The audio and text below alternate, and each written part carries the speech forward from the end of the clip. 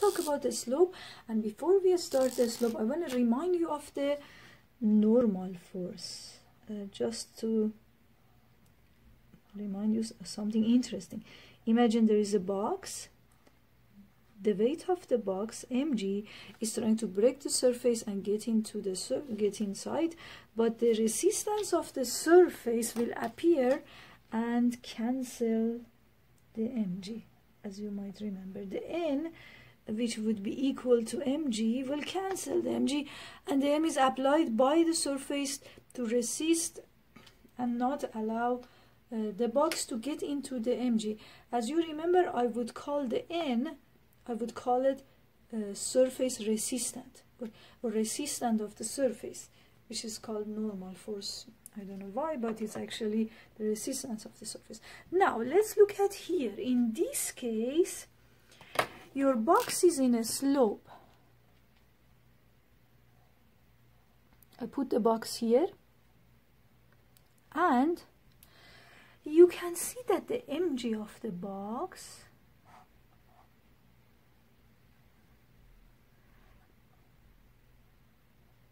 is not perpendicular to the surface anymore. So the n would not appear the same way. The n would not be the same. Let's try to analyze a little bit.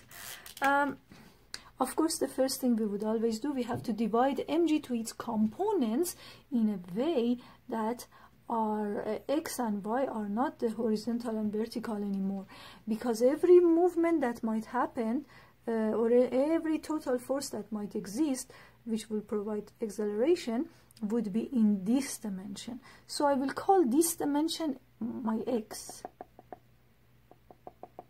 This is my x-axis, and of course perpendicular to the x-axis would be my y-axis.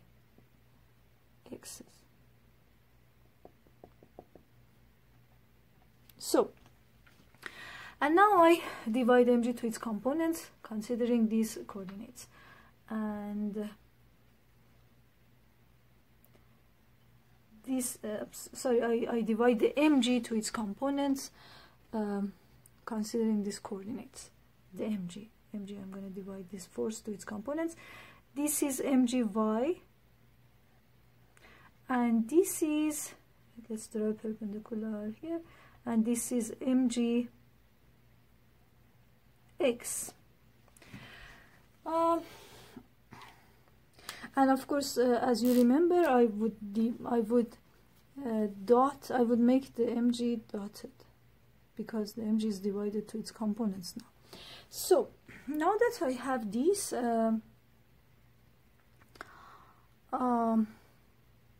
now I know what is my n. The mgy is actually trying to break the surface and get in, so the n would be equal to mgy. So this would be the n, which must be equal to mgy. But let's find what is the mgy and mgx, the amount of them. Do you remember when the two legs of two angles are perpendicular to each other, then those two angles are equal? You remember this, right? We have that in some in the math related to physics playlist, and in here you can see that this angle, if you look at this angle, this one, this angle, this leg is perpendicular to this leg of theta, and this leg is perpendicular to this leg of theta, right? There is a right angle here, you can see, and there is a right angle here if you continue the mg.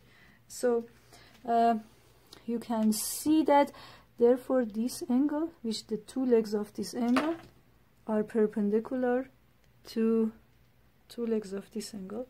So as you can see, therefore this angle would be equal to theta. So now I want to find the mgx and the mgy.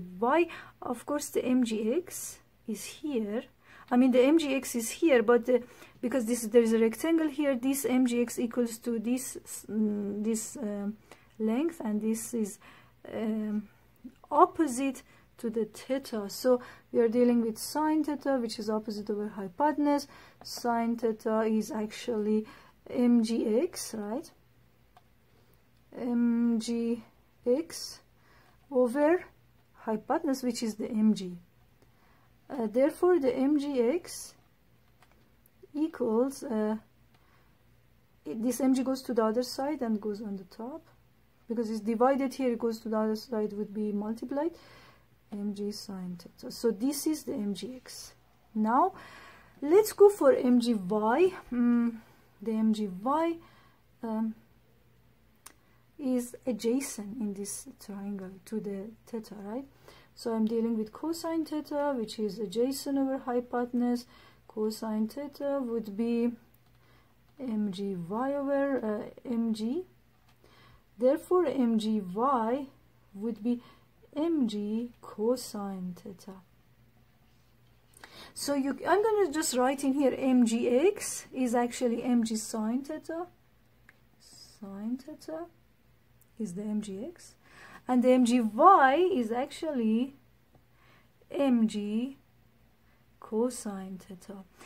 So remember, the component of mg which would like to slide the box would be mg sine theta. So this is the one which is causing the box to slide.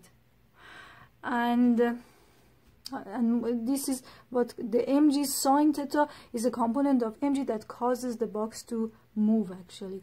And the other one is mg cosine theta, which is equal to n. So the n would be equal to mg cosine theta. This remember. So and there is a friction in here. Actually, I don't need this now. Imagine if there is if there is a friction, of course the friction has to fight this because the movement is in this direction.